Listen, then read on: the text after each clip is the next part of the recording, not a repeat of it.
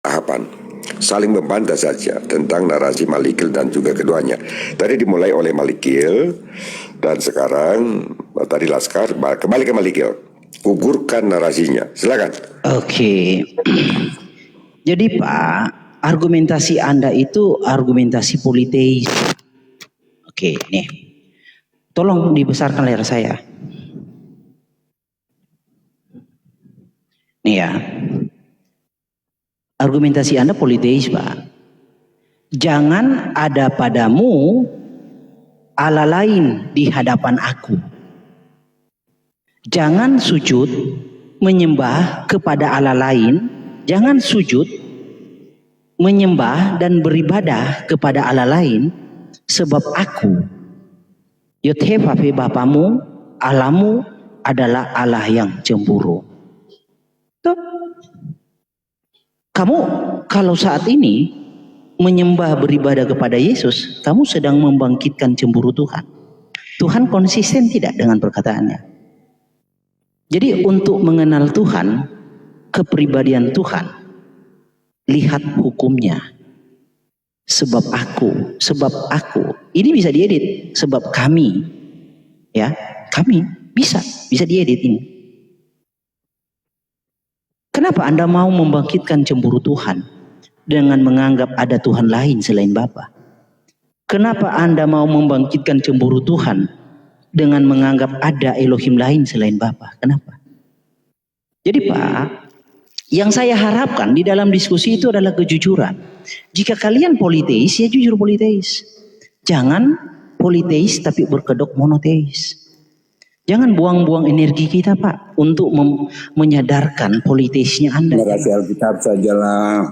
Jelasin aja Alkitab. Nggak usah bilang kita ini politeis. Pak Pemuda. Nggak usah lah begitu ya. Ini.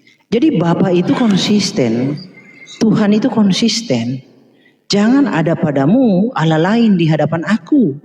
Dia tidak berkata jangan ada padamu Allah lain di hadapan kami. Nggak ada. Di hadapan aku. Oke. Alkitab juga melengkapi dengan ini nih. Oke. Jadi kita ini mau fokus apa, Yesus Bapa atau bukan? Tolong dong kasih ayatnya. Tuhan Yesus bukan Bapa. Karena saya sudah membawakan ayat Tuhan Yesus adalah Bapa. Yakobus 3 ayat 9. Dengan lidah kita memuji Tuhan bukan Bapa kita. Ya kan? Dan dengan lidah kita mengutuk manusia yang diciptakan menurut rupa Elohim.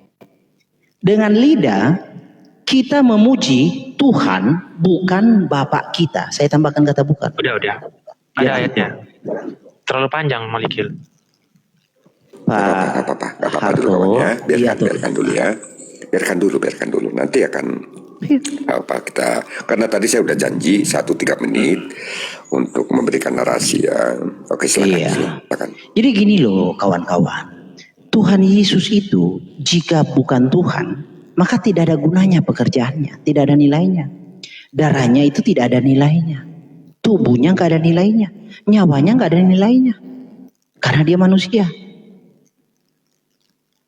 Pengorbanan Tuhan Yesus itu hanya bisa bernilai jika dia adalah Tuhan itu sendiri.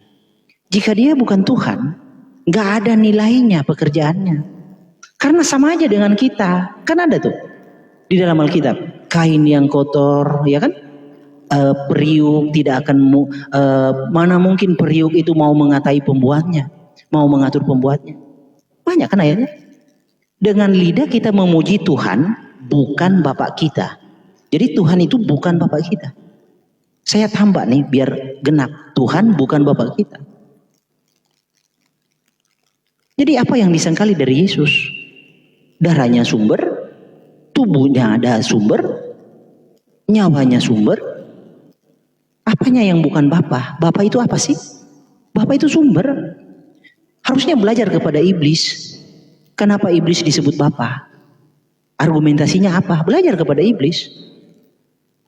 Jadi gini Bang Legil, jangan terlalu jauh, kita bahas Yohanes 10 ayat 30 aja. Nah, Anda buktikan interlinear LAI dan King James. Saya mau pingin bernarasi, dan di sini juga ada Pak Elia. Dan sekarang dari saya begini Pak Malikil.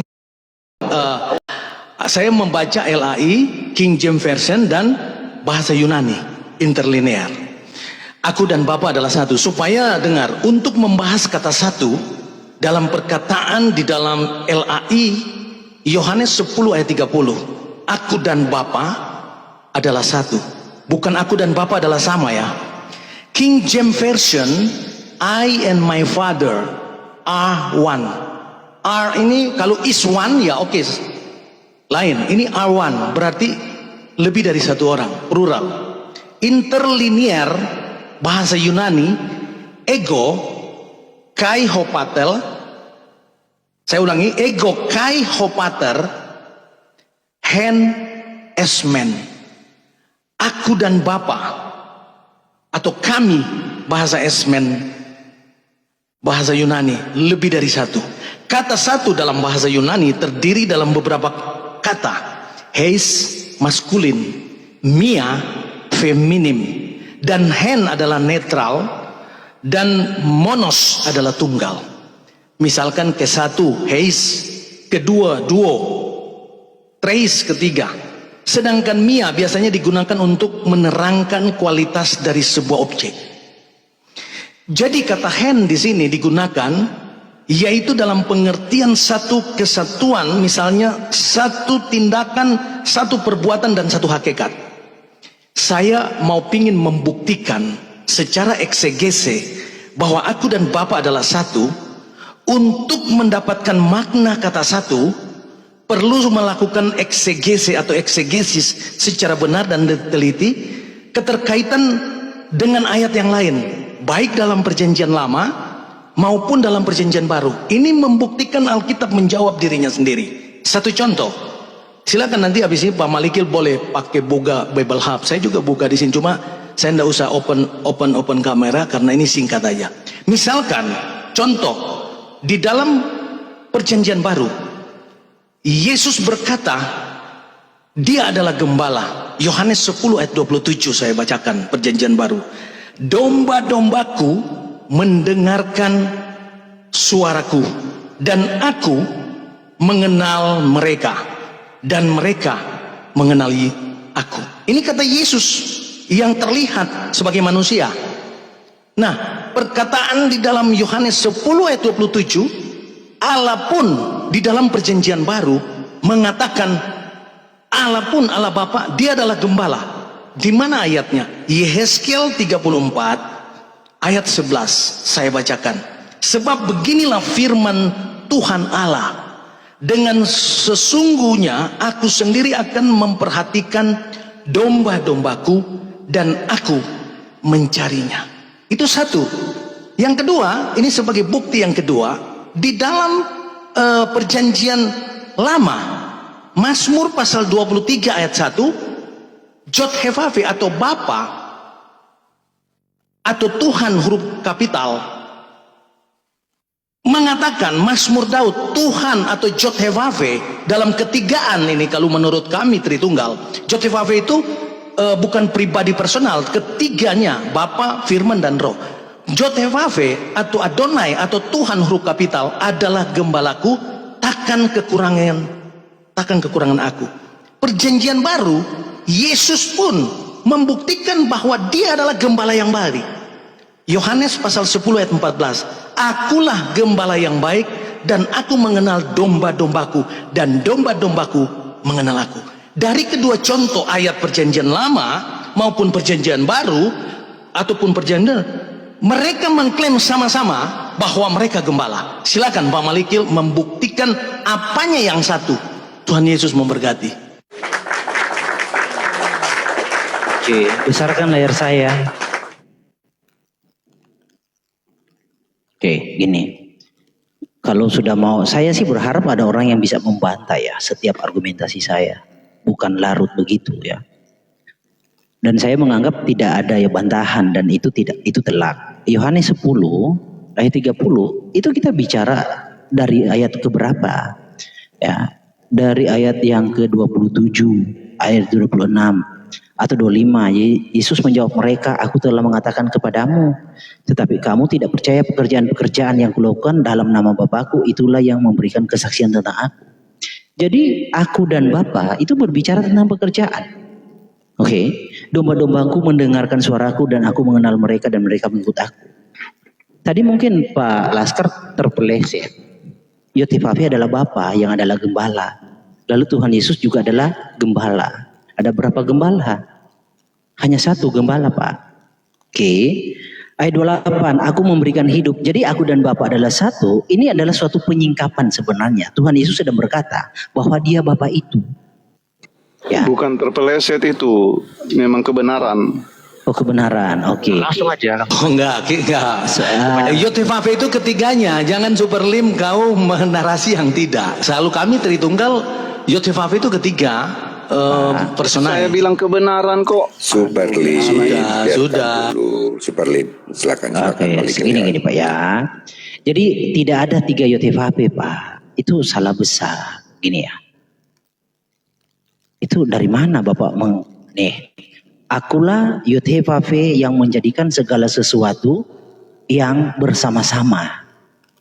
Akulah Yotefafe yang menjadikan segala sesuatu yang bersama-sama. Membentangkan langit. Iya, bersama-sama membentangkan langit yang menghamparkan bumi. Siapakah yang mendampingi kami? Itu bersama-sama, Pak. Saya tidak akan larut ke situ. Saya fokus ke Yohanes 10 ayat 30. Aku dan Bapa adalah satu. Ya, pesan ini. Jadi untuk melihat perkataan Tuhan Yesus ini, ya, audiensnya orang Yahudi, bukan orang Indonesia audiensnya. Ini orang Yahudi audiensnya. Nih, akibat dari perkataan ini, Tuhan Yesus mau dilempari. Ayat ini sama dengan Yohanes 5:18, sama. Sebab itu orang Yahudi lebih berusaha lagi untuk membunbunnya. Bukan saja karena dia meniadakan hari Sabat, tetapi juga dia berkata dia adalah Bapa itu sendiri. Ya kan? Dia Bapa itu sendiri, dan dengan demikian dia menyamakan dirinya, menyatakan, bukan menyamakan, tapi menyatakan dirinya adalah Theos. Kata poieo itu bukan kata setara, equal. Kata poieo di dalam Yohanes 5:18 itu menggunakan kata equal, ya, kata equal dan kata heauton. Ya. Kata ison equal, heauton dan poieo. Jadi itu kata sifat. Dia menyatakan dirinya adalah Elohim. Nah, di dalam Alkitab Tuhan itu kudus. Tidak ada yang setara dengannya. Dasar hukumnya di sini. Di dalam Yesaya 46 ayat 5. Kepada siapakah kamu hendak menyamakan aku?